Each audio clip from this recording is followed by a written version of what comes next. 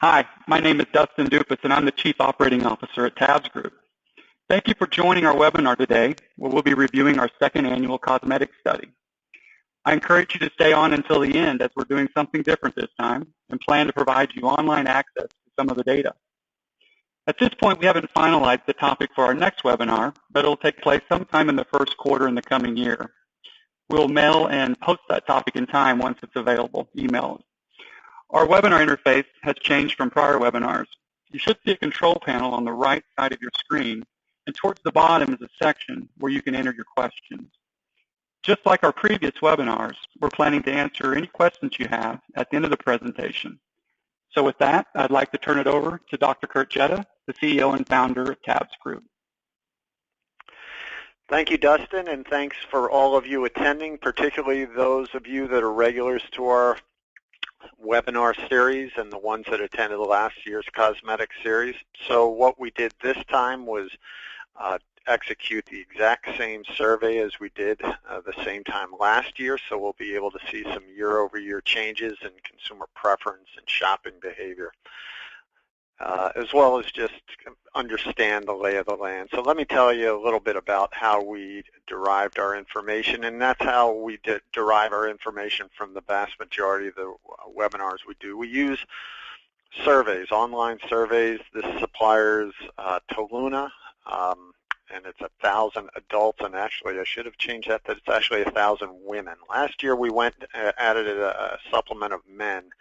We dispensed with that this year, so it's 1,000 women, 18 to 75, and we executed this survey last month. We asked, first of all, about product types they purchase, and there was a list of 19 across face, eye, lip, nail, and cosmetic gift sets. So what product types have they purchased in the last year, and then how often have they purchased those types? So things like bronzers and nail polish and lip gloss. Where do they purchase those products? So what outlets do they purchase them at all, and which do they purchase regularly? So we asked about the totality of color cosmetics purchases, not each specific segment or type. We asked a lot of questions about brand awareness, how favorable they are to different brands, which ones do they buy and which do they buy regularly. And for both questions on outlets and brand, regular purchases defined as 3 or more times per year. There was a list of 30 brands that spanned across the general market as well as specialty channels like department stores and beauty specialty stores. And then finally we got into some more qualitative information on why people purchase products, asking about what specific promotional tactics do they use to get to buy cosmetics, as well as their attitudes toward cosmetics, as well as social media usage. When we get this information, we do rigorous tests of validity. So we don't just take all of the data at face value, and when the data varies from other information we know to be true, we will point that out or just not report it at all. So an internal data validity means that we're looking at questions to make sure we have consistency. So we don't want consumers saying the majority of them saying they are loyal to 1 or 2 brands, and then when we ask them about which brands they buy, they're listing 7 or 8 of them. So that's what we call internal validity. And then external industry corroboration is we're benchmarking what we can measure against tracked channels. So is Walmart bigger than grocery in cosmetics? So we know that to be true through scanner data, as well as looking at annual reports, so to corroborate some of the information through non-tracked channels. So let's talk about what we'll review. It's really the basics, and not only are they the basics on what we're going to talk about on cosmetics, but I would contend that all of you that are in a sales or marketing position should really be able to understand all of these questions about your particular brands or businesses. Who buys cosmetics? What do they buy? Where do they buy? And why do they buy? We call that the blocking and tackling of consumer insights, and I would contend that the majority of people in our industry that are in a sales or marketing capacity probably can't answer that. those questions. We'll also look at year-over-year trends in behavior and attitudes about cosmetics. Just some definitions before we get started. When we define buyer groups, it's a measurement of the breadth of purchase, not so much the depth, although I'm sure the two are closely related. So what I mean by that is a light buyer is a buyer that only buys 1 to 4 types out of the 19 we asked about, whereas a heavy buyer is buying more than half of the types. So they're buying quite a few lip items and face and nail, etc. So what that means is you may have somebody that buys a lot of concealer and a lot of foundation, and they buy it quite often, but that's all they buy. So they would go under a light buyer because there's only 2 types that they claim to have purchased. So that's how we're defining. There's a lot of ways to define it. We err more toward the breadth of purchasing. So let's get into the first question of who's buying. We have 2 key demographics, age and income, that really define actually most categories, but in cosmetics in particular. So let me just give you the lay of the land of what we're looking at. These bars down here are the percent contribution of that subgroup to the overall. So for example, 14% of the respondents were 18 to 24 years old. Remember, they're all women, and we also corroborated that with census data. 20% of the respondents made less than $25,000 per year. And so the question that we're showing here is what percent of that particular group would be defined as heavy buyers. And remember, that is buying 10 or more types per year. The red is last year, the blue is this year. So the first thing that really pops out is the importance of millennials. So you can see over 40% of the women in the 18 to 34% group would be millennials. The overall population average is 29%. So a very high percentage. And those of you that have sat in on other webinars have probably heard me be very vocal about my antipathy toward the obsession with millennials in our industry, because the vast majority of categories don't skew toward millennials. In fact, they're very light buyers. The core target in most categories, particularly food, is women 35 to 54. Here is one category that clearly is oriented toward young women, and it always has been that way. But what is particularly different about that skew nowadays is how their behaviors are altering channel purchasing decisions, prices that they're paying, and ways that they get information. So you can see a very consistent pattern. The older that women get, the less likely they are to be heavy buyers. Conversely, the more income that people make, there's not a strong relationship in the middle area between 25 to 125, but then there's a clear relationship on the 125 plus. So last year, you saw that the heavy usage was a bit lower income. You saw this kind of whole aspirational element in the category.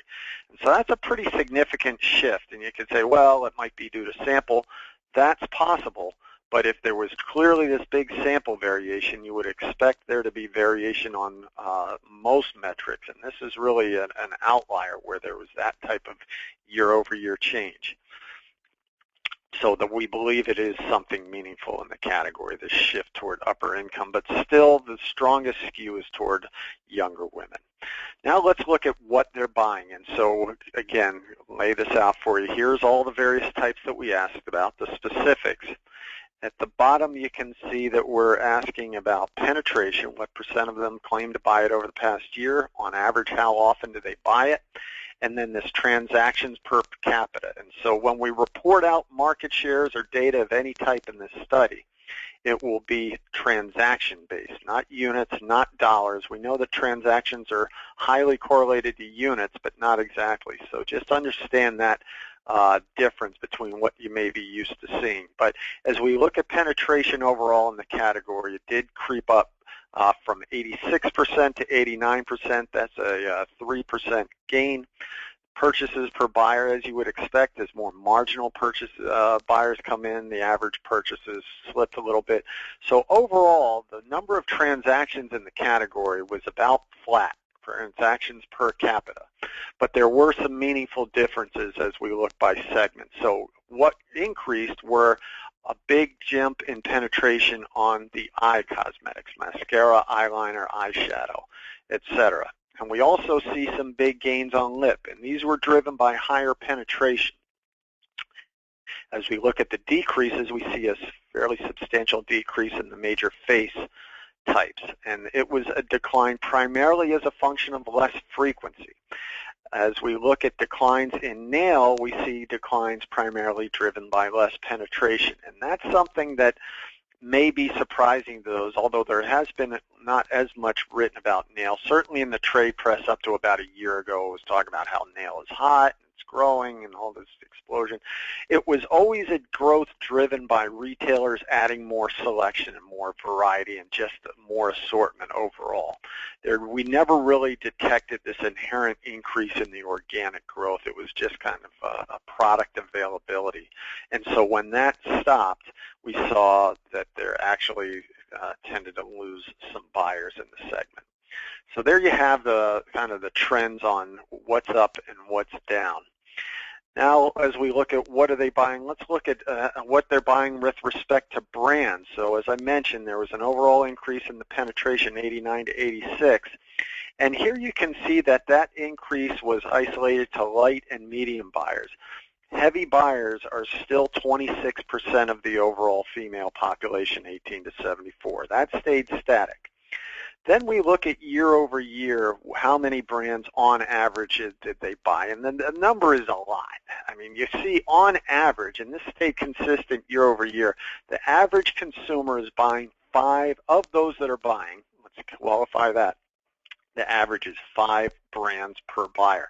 And you can see that if I'm a heavy buyer, so this is close to 30% of the buyers, about 29%, are accounting for over 60% of the sales, and they're choosing over 8 brands to purchase through the year, almost 9 this year. Now the level of loyalty, or the brands that they're buying regularly, slips a little bit, but that's still a very high number. Over 2 brands on average that they're buying regularly, 3 times or more per year. Now the heavy buyers, that slipped by about 10%. But the whole notion of loyalty in this category really needs to be you really need to think differently about what is a loyal customer, because those customers, and we're going to see some other data to kind of support that, the majority of customers don't keep it to within 1 or 2 brands. They're keeping it across a variety of brands. So, trying to get more loyalty is probably going to be a tough task. Let's look at now some more brand diagnostics, and we divided the brands into 6 groups here. There's the ethnic brands, which would be Milani, Black Radiance, Black Opal. There's the value brands, which are Wet n Wild and NYC and Essie and Elf, the more the recent brands. Mid-range are your bread and butter traditional brands like Maybelline, CoverGirl, Sally Hansen, Rimmel, which has made some strides over the last few years, would be mid-range. Premium are Revlon, L'Oreal, Neutrogena. And note that these first 4 groups are all what we would consider general market brands, meaning they are primarily, almost exclusively, but not, the vast majority of their distribution is in food, drug, mass, club. You'll also see some in Ulta, and maybe slip into some of the specialty, but not a lot, or a low percentage of their sales, I should say. The super premium brands are the ones you would find in the specialty channels. And when we talk about old, we're talking about ones that have been around, the heritage brands like Estee Lauder and Clinique and Lancôme. The new brands are ones that haven't been around so much, and you can see that their awareness is quite a bit lower. So that would be Benefit, MAC, and Bobbi Brown. Urban Decay, Smashbox would be some of the most prominent there. So remember, there's 30 brands we asked about that are divided across these 6 segments. And so what can we discern and learn about these brands? Now, I will say we do have specific brand diagnostics, and that will not be part of the scope of what we're going to be presenting here, but I'll show you where those that are in attendance can get at that information. But if we look at mid-range, that's clearly the predominant brands, and so the very high awareness, relatively high strong favorability, meaning that they're very favorable. Favorable is very or somewhat favorable. So strong diagnostics really all the way across, and you can see a very high conversion relative to all the others. And conversion we're defining as what percent of the people that know about the brand bought the brand. And so this is the average across the brands we're looking at. It is not specifically 31 divided by 92, which we would do on an individual brand basis. Stated loyalty then at 48% is what percent of the people that say they bought it regularly. So on average, the average mid-range brand is somewhat less than 50%. So that's actually a fairly, relative to other categories we see, that's a fairly low number, and it's not all that much higher than some of these other segments.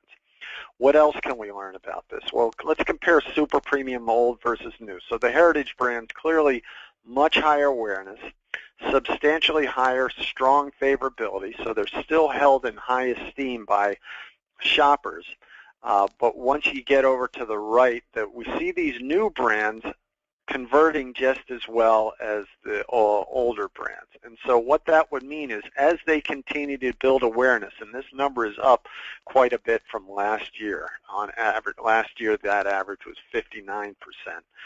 That you should see almost a linear type of growth rate as they're able to get their awareness up. But if we look at the conversion, it's really substantially higher among the general market brands, and that's primarily because they are more broadly available in the general distribution channels. So there's the benefit to being in general market, but obviously you can get a premium price for being in specialty. What is notable this year as well as it was last year is really just the lack of differentiation in loyalty. You can see a very consistent level of loyalty, and if we had the brands broken out, you'd see very much the same thing. There just aren't brands that generate huge loyalty. So there needs to be also, as I said, redefining what loyalty means, and also making sure you differentiate that versus equity. So I'll give you an example of loyalty. So we see that in some panel data we've worked, Maybelline, Great Lash, and mascara in general, very high loyalty within mascara. So consumers that buy it, like it, they buy it again and allocate a high percentage of their purchases just to that brand. But now are those buyers, is Maybelline able to migrate them to other types and other segments? Not so well. Not that they do a poor job, but they don't have that same level of loyalty and even no disproportionate amount of loyalty to other segments. And we call that equity. So what is the ability of a brand to migrate their consumers to other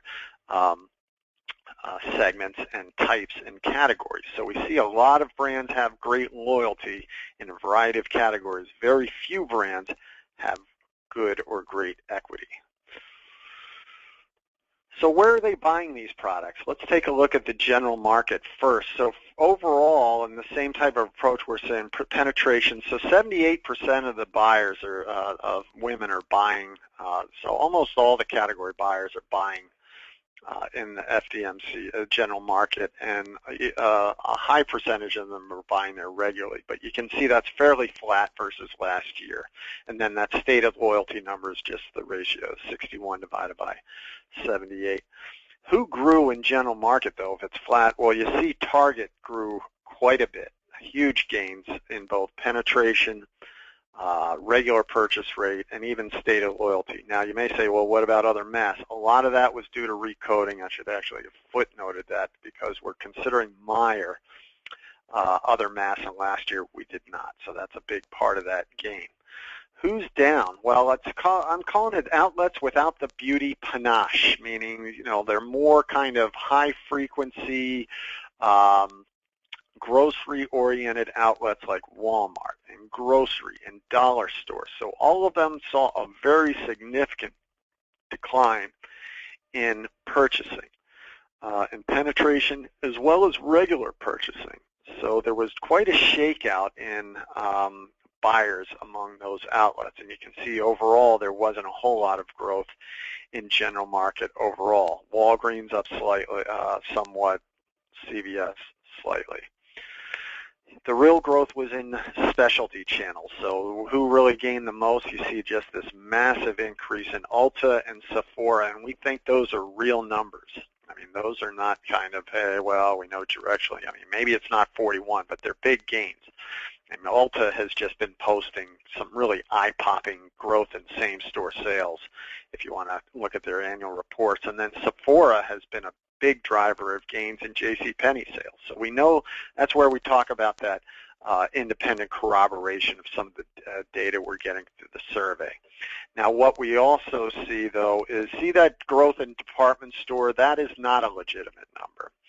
We know that there's a fairly strong directional gains, but last year we did not break out the specific department store banners. This year we did, and because of more choices to choose from, we're inferring that there was a lot more people stating they buy in department stores. Nevertheless, there's going to be a lot of other data that we'll point to that shows that there was a genuine growth in department stores and specialty outlets in general, particularly when we look at the data that talks about how willing people are to spend money on higher priced brands and just the absolute growth in reported purchasing favorability and awareness of some of those super premium brands. What we don't see growth in fact, what we see declines in, and in fact, it's the third straight survey we've done, vitamins, consumables, which is food, and online, where there's been no, and cosmetics, where there's been no growth in online. Two of them, vitamins and cosmetics, actually decline in the reported transactions online. Now, understand, though, whereas consumables, if you've sat in on that, that was basically a non-entity. You've got struggling to stay above asterisk status for online purchases at grocery. I mean, so you want to talk about grocery, it's a waste of time. Here, online, very meaningful. A quarter of the women are buying some type of color cosmetics online, so you can't ignore it. Fairly big. You see Amazon about 1/6, cosmetic web. This other online is primarily brick and mortar.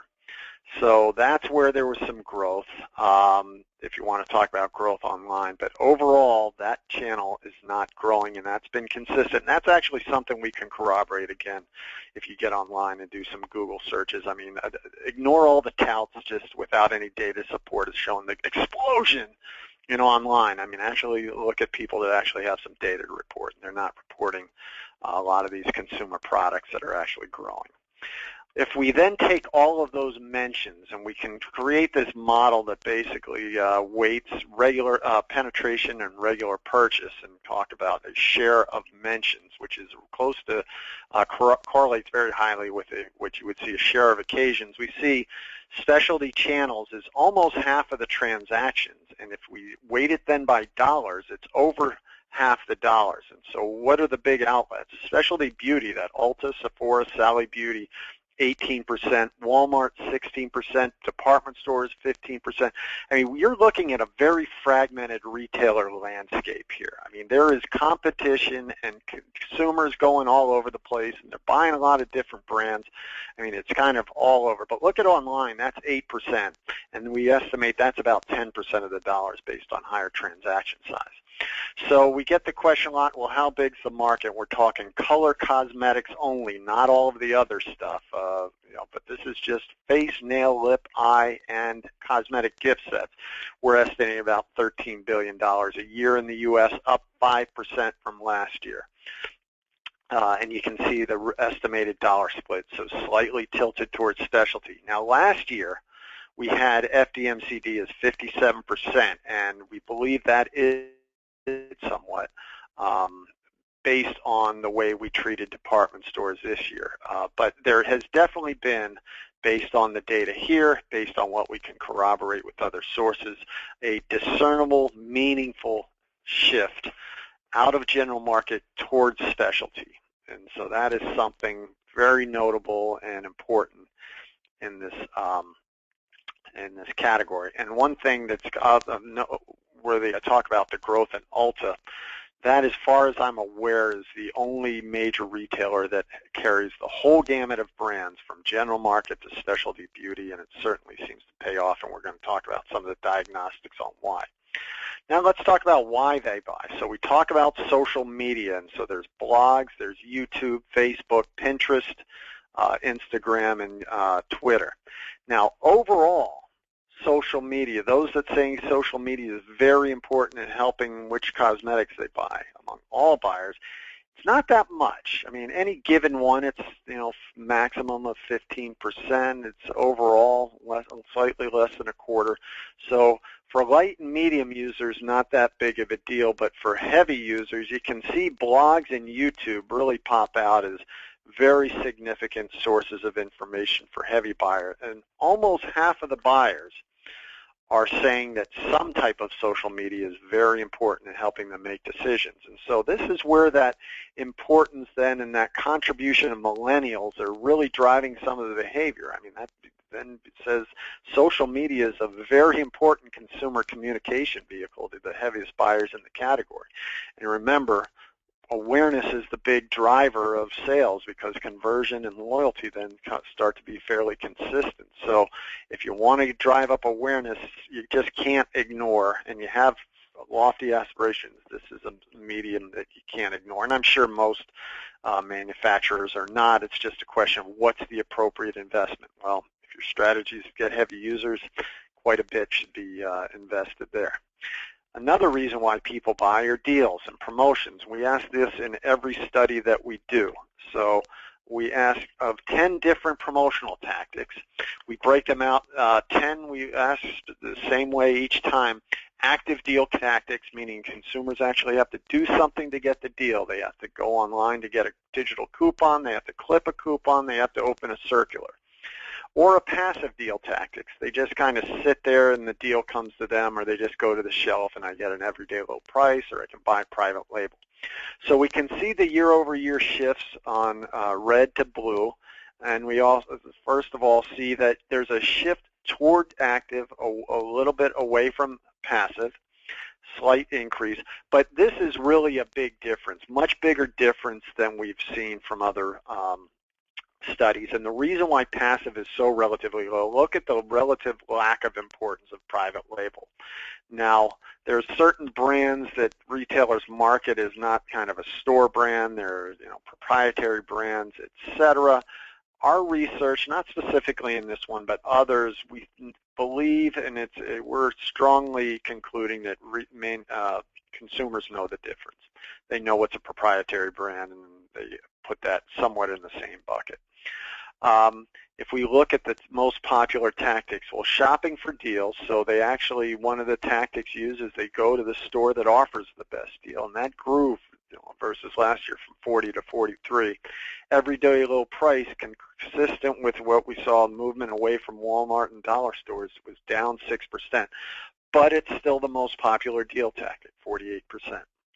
Tier 2 is then circulars, FSI, and loyalty. And here's where, again, millennials drive differences from everything we've seen before.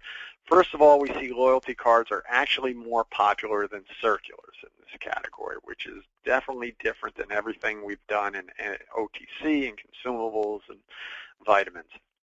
And then you see loyalty growing in popularity year over year, up 17%. And again, in every other study we've done over the last year and a half, it's been down.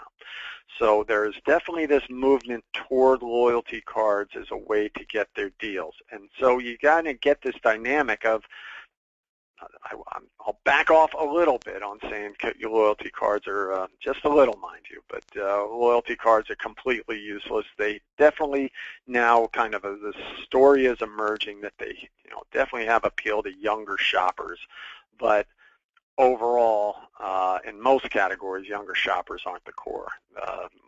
Circulars and the other tactics are the core. Then you have these kind of bringing up the rear type of things that are growing overall, some of them, but not enough to make a difference in the trend. And really the interesting trend was the relative importance of loyalty cards versus circulars.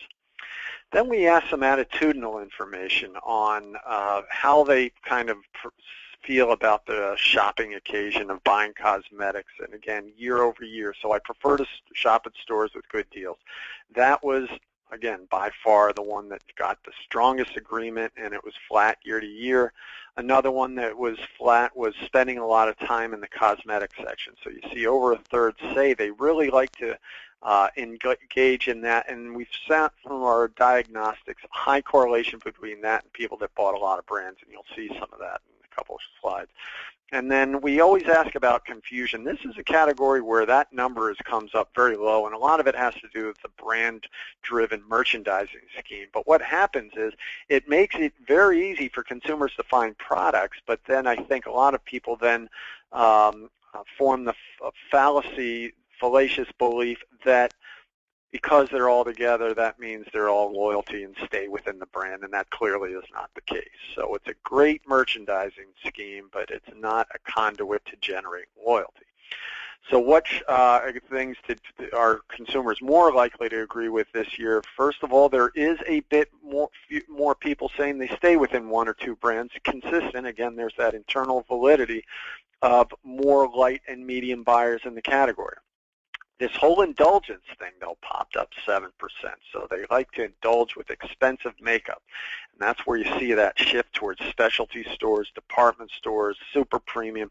And then the beauty advisor in the general market has been a big kind of strategic staple. And even though it went up 25%, so that's definitely a meaningful increase, that is still a relatively low number, 20%. That are interested in shape their preferences by beauty advisors. And so I'm going to talk a little bit about what are the implications of this number here. So let's slice those questions a different way, light, medium, heavy buyers. And again, here's everybody likes good deals, but what really differentiates light and medium? As you would expect, light and medium tend to keep their purchases within just a few brands. Heavy buyers, the vast majority, 74%, do not keep within one or two brands. What do they do that's different? Well, they spend a lot of time. 60% of them like to spend a lot of time in front of that cosmetic section. And they like to indulge with expensive makeup. So they like expensive makeup. I mean, there's something very personal and almost visceral about the way these shoppers engage with this category. At least the heavy shoppers, I should say. Now, we can also see that Beauty Advisor does differentiate light versus medium, but again, that's still a pretty low number, 31%, not kind of something you would say, hey, that's going to drive meaningful gains in purchase. Going to take those questions again and see how it differentiates people on their outlet preferences. So we look at general market only, FDMCD only, which is 29% of the buyers. Specialty only is only 12%, but really it's dual channel. So those are 59% of the buyers and roughly 70% of the purchases. So that's the big nut. So what do these attitudes differentiate? Well, first of all, general market is really where people are looking for deals. That tends to differentiate a general market buyer versus a specialty only. So you can see that that is a great way to battle for those dual outlet purchasers, is efficient and wise use of deals and promotions. Liking to indulge in expensive makeup. So this whole indulgent element is something that differentiates specialty only. So to the extent that you can create that experience, and there is definitely this indulgent aspect about beauty advisors. Again, 30%. Dual channel is actually somewhat less, so that's not those people. It's really the specialty only that kind of play that back more. And the dual channel, they actually differentiate on the liking to spend a lot of time. So it gets back to them. They just like to look at a lot of stuff in this category, brands and different locations and different types, and they just will spend a lot of time searching for just the right product. And that's, I think, a lot of the reason why Sephora and Ulta are so successful. It just gives them that platform to just really indulge themselves because it's all about beauty. So what can we infer from all of this information? Well, first of all, unlike the majority of CPG categories, millennials really matter in cosmetics and beauty overall, and that's really been always the way it's been. They are twice as likely to be heavy shoppers, or almost twice as likely, but what's really meaningful about this is their shopping behavior is shaping outlet trends, brand preferences, and also ways that they get information. Sales shifted to, I should actually say that's semantic a little bit. They shifted. I can't definitively say are shifting, although I would project they probably will. But they're shifting. They shifted to specialty channel, particularly beauty specialty. Online, though, is losing share. So this is a category growth that's driven by higher average prices versus unit growth or transaction growth. And we see this really high interest in premium and super premium brands. And what we also see is in general market, can't really say the same thing for specialty, but general market we often see kind of value and mid-tier brands maybe get discontinued at the expense of proprietary brands. I mean, anything, those additions should be in addition to, not at the expense of value or mid-range or, you know, maybe some of the premium brands that are not quite as mainstream. Again, the brand choice is a big driver, and we can go through the math if you want, but I'll kind of can prove to you that it's much more cost-effective to bring in another 4 feet of a brand additionally than to hire beauty advisors. And so deals are also, I could say there's a much more cost-effective ways of using deals to get a higher percentage of dual-channel buyers, and loyalty cards would be a prominent vehicle for cosmetics. But I'll kind of state on the record, beauty advisors are a bad idea for general market retailer, particularly drugstores. And I don't have time, well, I'm sure there may be questions on why do I say that, but I mean kind of the headline is poor economics, and there's relatively modest interest in the concepts. So do you abandon it entirely? Maybe not. Maybe you keep testing it, see if there's some elusive, mythical formula that you're going to kind of transform yourself into a drugstore or a department store, but highly, highly unlikely, and there's better, easier, less costly ways to bring more purchases into your store. It's really, and what are those ways? Deals, large selection, expensive brand options, much bigger motivators to these heavy buyers than our beauty advisors. Brand rationalization at retail, so I kind of keep getting back to that because it's kind of something we've dealt with on behalf of our clients a lot, is particularly ones that show solid metrics, meaning high awareness, high favorability, conversion and loyalty numbers at parity with the competition. That's just bad business for retailers, particularly if retail, and I would say for retailers that consider this category strategically important. Now, if you're a grocery store that is kind of a convenience category, then that would not apply. But clearly, if you're a drug chain or if you're mass merchandise and you start whacking brands that have solid metrics, that's just not good business, particularly if you decide I want to replace those with beauty advisors. Consumers are clear, very clear, abundantly clear that they want and buy many different brands in this category. There is no true loyalty in this category. The average buyer purchases over 5 per year. The average heavy buyer over 8 per year. They're loyal to or purchase regularly over 4 per year. So what drives sales is awareness, favorability, availability, meaning distribution, conversion, and average pricing. I should have put in average pricing because that's been a big driver. So to the extent you have innovation or weight of the average price or higher, that also is a big driver. Loyalty, getting them to buy regularly and locking them in, and kind of not quite as effective. Social media also significant here, and particularly beauty blogs and YouTubes. Big communication, important communication vehicle for heavy buyers. Remember, almost half of all heavy buyers said they consult at least one of the 6 social media platforms for information on what products to buy.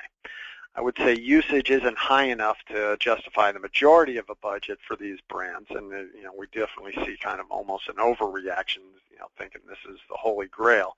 But certainly you don't want to overlook it either.